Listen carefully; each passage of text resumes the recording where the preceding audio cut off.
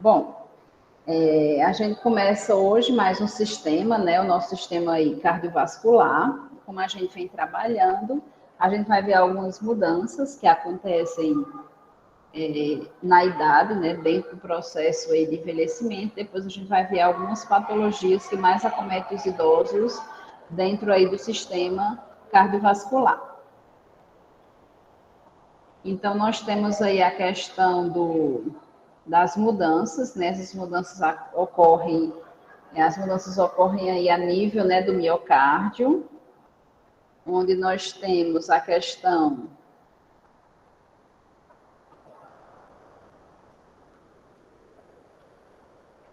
da camada muscular do ventrículo esquerdo, ele torna-se 25% mais espessa e a elasticidade miocárdica diminui e há um aumento na rigidez do músculo cardíaco, resultando em força contrato dos ventrículos. Então, a gente sabe, né, pessoal, que o nosso coração, ele trabalha entre átrios e ventrículos, onde esses átrios e ventrículos, nós temos aí o bombeamento do coração, né, que ele trabalha com um sistema de sístole e de diástole, né, é o relaxamento e a contração do nosso sistema, do nosso coração, né, sístole, diástole. Então, é quando o nosso coração ele é bombeado, né, do átrio para o ventrículo, né, através desse sistema de relaxamento e contração muscular, né, e daí a gente tem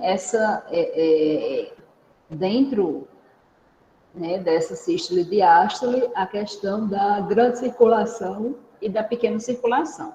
Então, nós temos a pequena circulação, né, bem básica para vocês, é a questão do sangue que vai para os pulmões, né, para ser oxigenado, e depois retorna, né, ele sai do ventrículo esquerdo, vai para os pulmões para ser oxigenado e retorna no átrio esquerdo, né, ele sai do ventrículo direito, indo para os pulmões, né, para ser oxigenado, entra no átrio esquerdo, e do ventrículo esquerdo ele sai para a grande circulação aí, né, que é o nosso corpo, oxigenando o nosso corpo, indo para o átrio direito, né? Então, ele sai do ventrículo direito e entra no átrio esquerdo, sai do ventrículo esquerdo e entra no átrio direito, né? Isso aí é a nossa pequena e grande circulação. Então, né, nesse processo de sístole e diástole, nós temos, dentro do processo de envelhecimento, a rigidez muscular, tá? Então, nós temos aí que o músculo cardíaco, ele, né, ele se torna rígido, tá? Num espessamento aí de 25%, tá? Fazendo com que diminua a contratilidade e faz com que esse coração se esforce mais para bombear o sangue aí, né, através dos átrios e dos ventrículos. Com a idade, o débito cardíaco ele diminui também 25%. Tá? A aorta e as outras artérias perdem a elasticidade, né, o que a gente vê lá no final, né, lá nos ventrículos, devido a essa perda de elasticidade, ocorre um rompimento, né, na questão aí do fluxo, tá? E os vasos diminuem em 50% a capacidade de retirar-se, de estirar-se, e as válvulas dos veios tornam-se menos eficientes. Então, veja que no que a gente viu aí, o coração de um idoso, só carregar aqui, pessoal. O coração de um idoso, ele se torna totalmente comprometido, tá?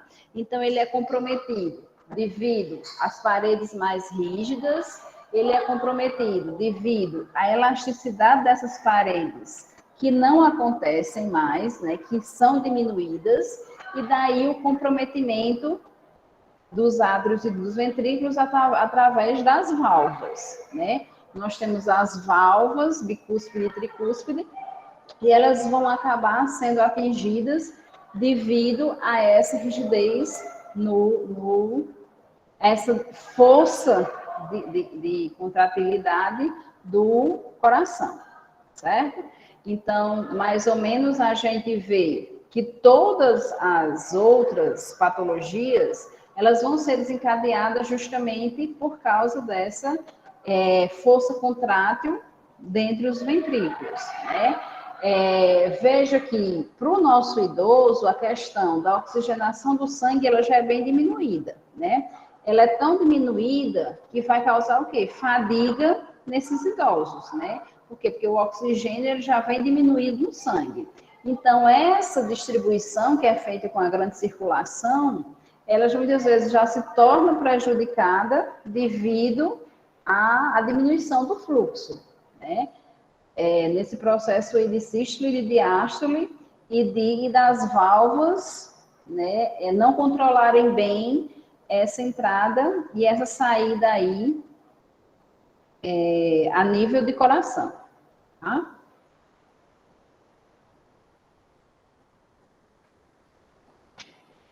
E daí a gente vê algumas patologias, né? A primeira delas aí é a insuficiência cardíaca, que é um problema que ocorre quando o coração não consegue bombear sangue o suficiente para atender às necessidades do corpo, diminuindo significativamente a qualidade de vida e a capacidade vital, né? Então, a gente já viu, dentro do processo de envelhecimento, que o próprio idoso, ele já vai, né, passar por essa complicação com relação ao bombeamento, né?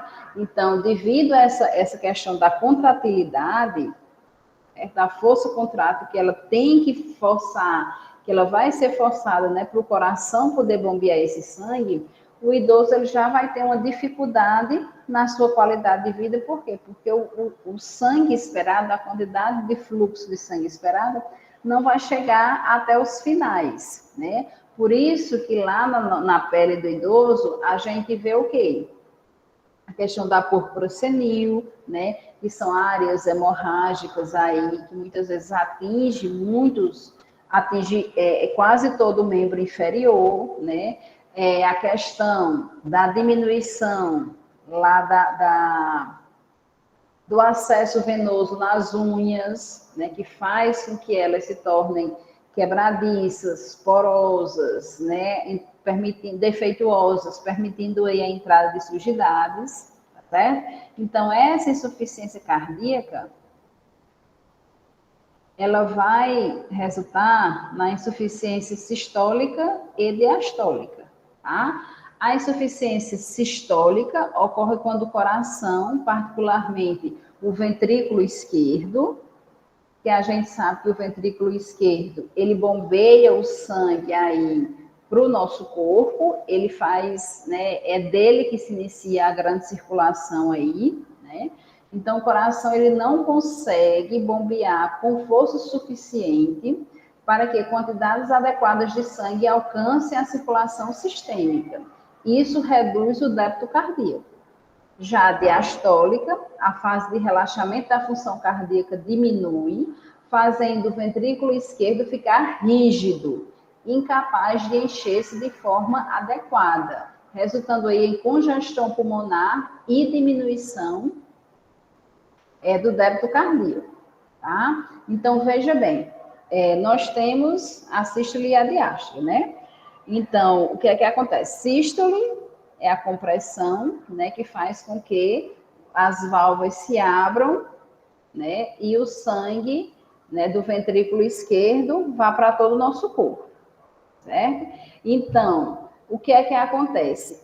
Essa diminuição do débito do fluxo de sangue do nosso corpo, ela é causada no idoso, né? Ela é causada por quê? Porque o ventrículo ele não está contraindo o suficiente para ejetar todo o sangue para o nosso corpo, né? Para o corpo do idoso aí. Por isso, tende a aumentar mais ainda a queixa que eles têm de fadiga, tá? Outra coisa que vem complicar também essa questão da circulação sistêmica é quando o ventrículo esquerdo ele também se torna rígido. E daí a questão do relaxamento no momento da diástole faz com que ele não relaxe bem. Se ele não relaxar bem, o átrio vai ficar comprometido para injetar sangue para ele, né? E daí o átrio ele vai ficar acumulando sangue que já está vindo aí dos pulmões. Então veja que é uma consequência, né, de erros que o corpo está fazendo, tá? O nosso corpo tão sabe o que é, mas devido a essa insuficiência, né, do miocárdio, do coração, tudo a nível de ventrículo esquerdo, certo? Porque o ventrículo esquerdo não está contraindo o suficiente para ejetar o sangue para o corpo e ele nem está relaxando o suficiente para permitir a entrada de sangue que vem do átrio esquerdo, né? Então, o átrio esquerdo vai ficar super acumulado, em consequência disso, o pulmão ele vai ficar super acumulado, né, bem cheio, dificultando aí esse processo respiratório, tá? Então, veja que todo o corpo ele é comprometido e também, né, devido à insuficiência diastólica, o pulmão ele vai ser comprometido também, certo? E daí nós temos como sintomatologia edema, fadiga, pouca tolerância ao exercício, dispneia de esforço, dispneia noturna, ortopneia e estado mental alterado, tá? O edema realmente é devido ao acúmulo né, de líquido, tá? Devido a essa questão, essa falta em alguns locais, esse excesso de sangue em outros, né, a fadiga ela já vai ser comprometida devido à questão pulmonar, onde o sangue que devia ser oxigenado e passar por todo o nosso corpo, ele não está passando na quantidade suficiente. Aí vem as complicações em relação à dispneia, né, que tem aí dispneia de esforço, dispneia noturna e ortopneia, e a pouca tolerância a exercícios. Por quê? Porque esse idoso, ele já está com muita dificuldade respiratória, então ele não vai conseguir fazer exercícios físicos. Ele não vai ter fôlego, ele não vai ter oxigênio suficiente para realizar esses exercícios, tá? Devido a diminuição do fluxo de sangue sistêmico, o nosso sistema nervoso ele também não vai ser suficientemente oxigenado, tá? Então, aí causando o estado mental alterado, certo? Então, vocês veem que uma complicação, né, devido a uma rigidez muscular a nível de ventrículo, não acontece e daí fica difícil a questão do movimento do sangue dentro do corpo, certo? Como diagnóstico, nós temos aí o ecocardiograma, que pode mostrar hipertrofia ventricular, né? Sempre a insuficiência cardíaca, ela ocorre devido ao comprometimento ventricular, né? Do ventrículo esquerdo aí, contratilidade diminuída devido à rigidez desse ventrículo, tá? Que a gente vê a nível de insuficiência cardíaca diastólica e distúrbios valvulares nos ventrículos esquerdo e direito, tá? Isso já é um comprometimento, certo? Do pulmão que não está jorrando sangue suficiente, né, mandando fluxo sanguíneo suficiente, e vai também complicar o ventrículo direito, porque é o ventrículo direito, né, que faz parte aí da pequena circulação, levando o sangue para o pulmão. E a ventriculografia que é indicado para medir a ejeção ventricular esquerda, né, para medir a quantidade de sangue que o ventrículo esquerdo está conseguindo ejetar para todo o nosso sistema.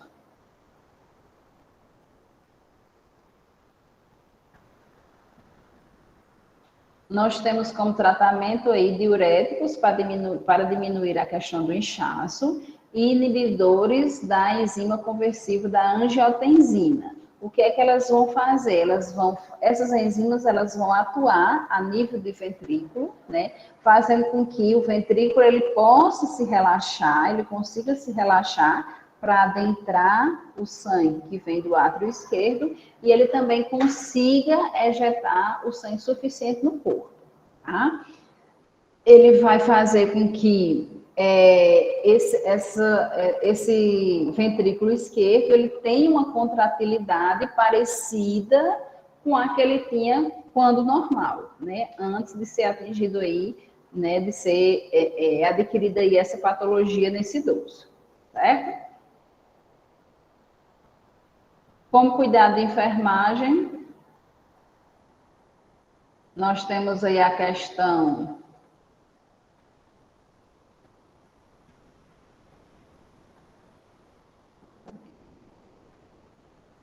como cuidar de enfermagem, nós temos aí a diminuição do débito cardíaco, tá? Excesso de volume de líquido, intolerância à atividade, padrão respiratório ineficaz e ensino ao paciente e à família. Certo? Então, com relação à diminuição do débito cardíaco, nós temos que fazer esse paciente tomar as medicações, né, fazer uso das medicações, procurar o cardiologista, o acompanhamento aí do cardiologista. Com relação ao excesso de volume hídrico, a gente tentar controlar esse volume através aí do uso dos diuréticos, né, para aliviar aí a questão dos edemas. Diminuir aí a questão dos exercícios físicos, né, porque esse paciente ele não vai conseguir realizar esses exercícios, então a dispneia ela vai ficar maior e a gente tem que cuidar para que essa dispneia ela não fique tão grave no paciente, tá? Temos que ver a questão aí das posições do sono, da melhor posição que esse paciente possa se deitar, de Fowler, de semi-Fowler, para ajudar nesse processo respiratório. Orientar esse idoso a questão de repousos, né, intervalos de repouso, para que ele não faça atividades que exijam muita força, muito processo respiratório, para que não venha a dificultar aí essa respiração, tá? E isso deve ensinar a família e o idoso que ele não pode fazer muito esforço, porque ele já está apresentando uma dificuldade respiratória devido a complicações no coração, ok? E daí a gente vai falar um pouquinho sobre angina. Angina é causada por cardiopatia aterosclerótica, tá? Os sintomas aí, dor no peito é grave e causa uma sensação de constrição, pressão ou sufocação, irradia do lado esquerdo do corpo para o pescoço, maxilar ou ambos os braços, ou ombros, eita, tá difícil aqui, os ombros ou braços, só queria dizer ambos, os ombros ou braços, resultante de exercício ou esforço físico, exposição ao frio, comer uma refeição grande e estresse, tá? Então, esses sintomas, né, com relação à dor, essa dor é muito forte e realmente ela irradia para os ombros, né, para os braços, principalmente aí o braço esquerdo, onde né, é mais conhecido, principalmente popularmente, né, essa questão da dor do braço esquerdo, e realmente o paciente realmente ele tem a sensação de morte, ele tem a sensação de sufocamento, ele tem a sensação que está faltando, está dispneico, está faltando ar, né, no popular, como eles dizem, e que isso traz com ele problemas psicológicos, porque a agitação que ele vai ficar devido a essa falta de ar, né, devido a essa falta de oxigênio, realmente faz com que traga medos, anseios, ansiedade, e esse paciente ele pode desenvolver esse quadro de estresse, esse quadro de ansiedade devido a crises de angina, certo? Então, todo paciente com angina, ele deve se evitar esses fatores, né, exercícios físicos, exposição ao frio e comer em quantidade de refeições grandes. Por isso, e como cuidar da enfermagem, a gente orienta comidas fracionadas, né, durante o dia, pequenas e fracionadas, né, durante o dia, para que esse idoso ele possa se alimentar bem e também não exija dele o esforço com relação a grandes quantidades de refeições. né? Porque a gente sabe que o nosso sistema digestório aí, vocês vão aprender, se não já viram, né? Ele traz ele exige muito esforço e exige aí uma grande concentração sistêmica.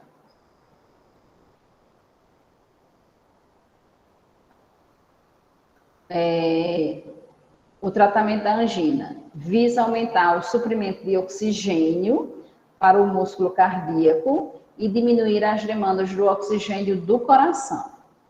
É a medicação antianginais, a educação ao paciente e, no caso cirúrgico, se a medicação não controlar a angina, vai se fazer a angioplastia, tá, pessoal? Então, veja, esse idoso, se ele vive em ambientes de frio, em regiões frias, ele deve ser muito bem aquecido, né, para que essas dores da angina realmente não venham a causar aí uma vasoconstricção maior, tá?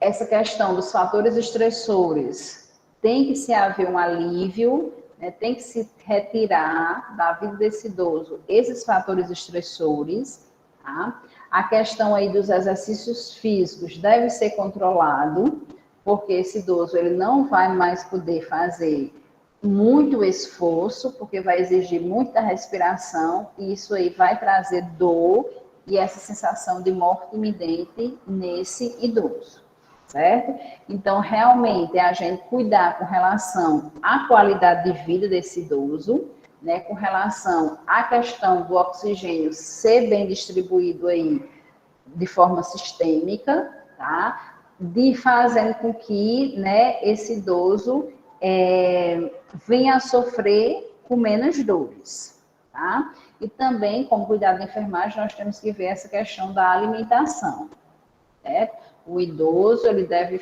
ter uma alimentação regrada, em pequenas quantidades, mais vezes ao dia, ok?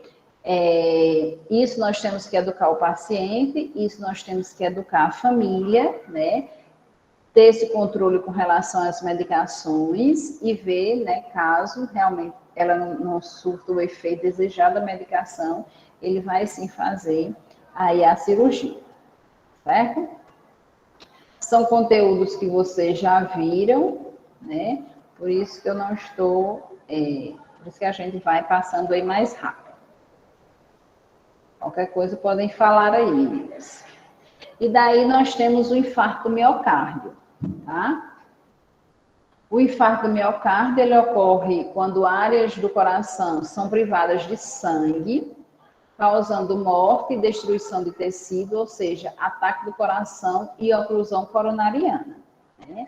A gente já sabe que no infarto o paciente ele também sente dores no peito e tem pessoas que sofrem pequenos infartos, onde eles não sentem muitas dores no peito e quando se vai fazer um eletrocardiograma, verifica-se áreas, né, que sofreram infartos, né, que várias estão infartadas.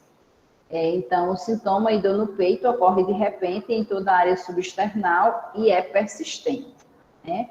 É tão persistente que o idoso, ele tende realmente a buscar um auxílio médico, porque realmente ele tem essa noção de que está infartando, certo? Devido à dor aí ser muito grande.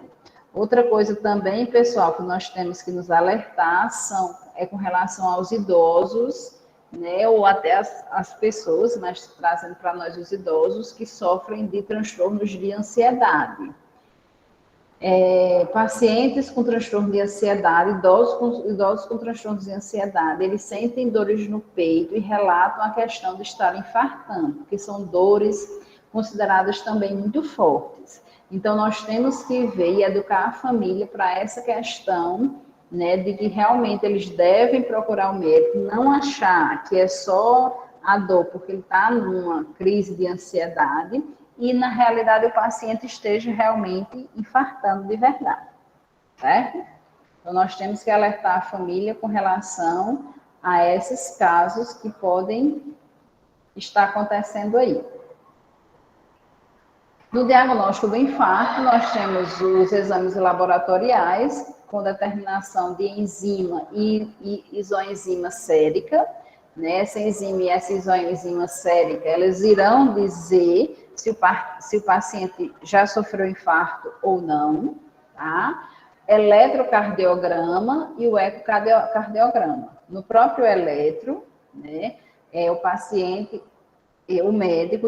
o médico já consegue ver se esse paciente apresenta áreas infartadas. E daí mostra a esse paciente, né, e um cuidado de enfermagem que a gente pode incluir aí a questão de que esse idoso, né, está passando por esses pequenos infartos e não está sentindo dores insuportáveis como a dor no peito do infarto. Tá?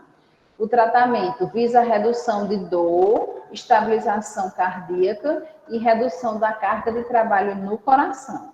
Analgésicos, oxigênio e a medicação aí, né, com relação à diminuição dessas dores. Outra coisa, pessoal, a alimentação, ela é bastante importante aí e vem a trazer complicações, né, caso esse idoso, ele faça também uso de comidas, de alimentos não saudáveis, tá? Então, tem que orientar esse idoso na questão dos alimentos saudáveis, para que eles não estejam aí comendo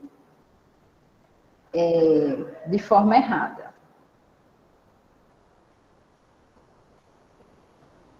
Se alimentando de forma errada, tá? Então, os cuidados de enfermagem, nós temos aí avaliar o paciente para a dor, né? Então, aí nós conseguimos diferenciar se o paciente estava tendo uma dor realmente do infarto, ou se uma dor devido a um transtorno de ansiedade generalizada, um TAG. Certo? Então, se esse idoso ele já tem um histórico de TAG, de transtorno de ansiedade generalizada, essa dor pode ser ocasionada por uma crise de ansiedade. Se esse paciente já tem histórico, né, de infarto, já tem no seu eletro áreas infartadas, então a gente vê que essa dor pode ser mais um infarto. Em ambos, nós devemos levar o paciente ao cardiologista para que ele veja diferenciar essas crises com relação a essa dor. Né? O monitoramento cardíaco, ele deve ser feito, a administração dos medicamentos e o débito cardíaco diminui e a perfusão tecidual. Então, deve-se monitorar o pulso fraco e irregular e também a pressão. E a administração, aí, fazer uso da administração aí de oxigênio, ok? Para o fluxo sanguíneo ele sair, né, oxigenado aí.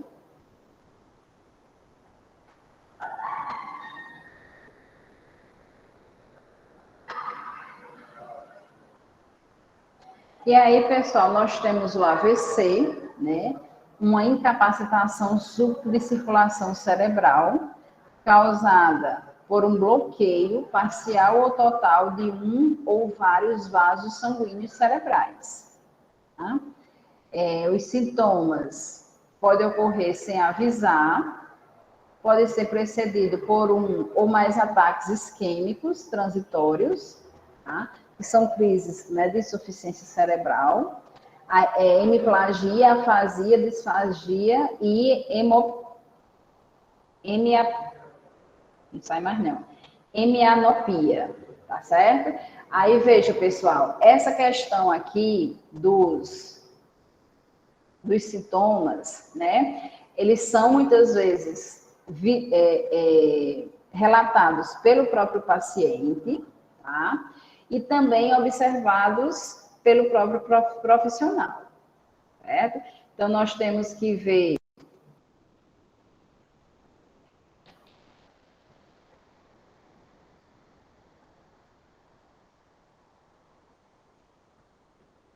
hemianopia. Hemianopia. Nós temos que ver aí, a menina repetindo aqui, nós temos que ver, né, esses sinais e identificar essa questão dessa circulação cerebral, tá? Ela parcial e ela total, certo? Vocês estão aí? Sim. Sim, muito bem. Os meninos estão aí? Sim, muito bem. Então, Cléa. Muito bem, Danilo. Então, nós temos aí, continuando aí a sintomatologia, a diminuição da consciência, a disfunção intestinal e da bexiga, e geralmente, se o derrame ocorre no lado esquerdo, né, do cérebro, ocorrem sintomas aí do lado direito, isso aí vocês aprenderam em anatomia, né, a questão dos lados, tá? Então, veja bem, pessoal, no paciente com AVC, né, nós temos que ter aí um cuidado de enfermagem, né, com relação a essas paralisias, a essas hemiplegias, né, e daí traz tantas outras complicações, como as que a gente já viu, né, em outros sistemas, né. Se o nosso paciente é idoso, ele traz, né, devido a isso, o desenvolvimento de outras complicações, como as respiratórias, tá? Então, o cuidado de enfermagem ele deve ser muito bem trabalhado, tá? Nesse sentido aí, do idoso que teve um AVC, tá? Os sintomas podem diminuir completamente, parcialmente ou serem tolerados, dependendo da qualidade, da quantidade de lesão cerebral que ocorreu, né? Então, o nosso cuidado de enfermagem, né, ele tem que realmente existir com esse tipo de paciente, né, idoso que sofreu aí o AVC. Então, o diagnóstico entra a questão dos sinais e sintomas, né, da afasia, da hemiplegia, tá certo? O paciente ele vai ter uma dificuldade no falar, no andar, caso não seja, né, total, tá? E tem aí a questão da tomografia computadorizada e ressonância magnética, mostrando o tamanho e a localização da área infartada. Ultrassonografia de Doppler transcraniano, que pode determinar o tamanho de vasos intracranianos e pode localizar o vaso obstruído. E exames de suporte, né, que são o eletroencefalograma, a punção lombar e a angiografia, né, que é feito também nos pacientes que sofreram de angina, certo?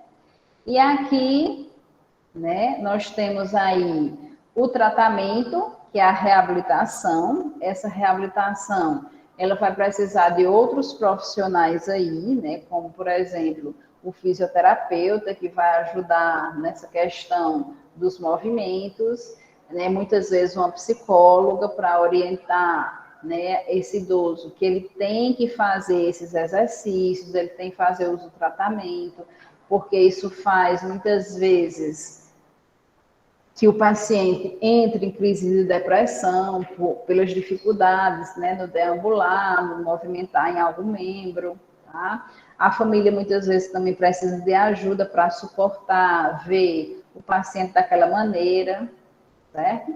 Os medicamentos impediram uma recorrência de derrame e minimizar mais a lesão do tecido cerebral, redução dos fatores de risco e a cirurgia, né? Entra aí como tratamento. Cuidado de enfermagem, nós temos a broncoaspiração e vias aéreas ineficazes, por isso que nós temos que cuidar aí com relação às posições mais confortáveis, com relação à respiração desse paciente, né, para que ele possa respirar, ter as suas vias aéreas mais livres, para evitar essas complicações aí. Integridade cutânea da pele e mobilidade prejudicada, né? Nós temos aí as LPPs, né? As lesões aí que podem vir a dificultar ainda mais a vida desse idoso, né? Que se encontra aí com hemiplegia, paralisado totalmente, né?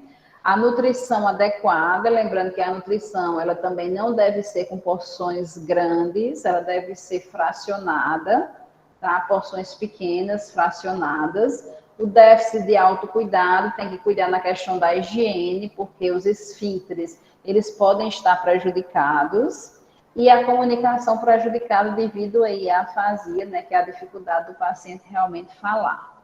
Tá? Um fono também entra aí como cuidado de enfermagem, né?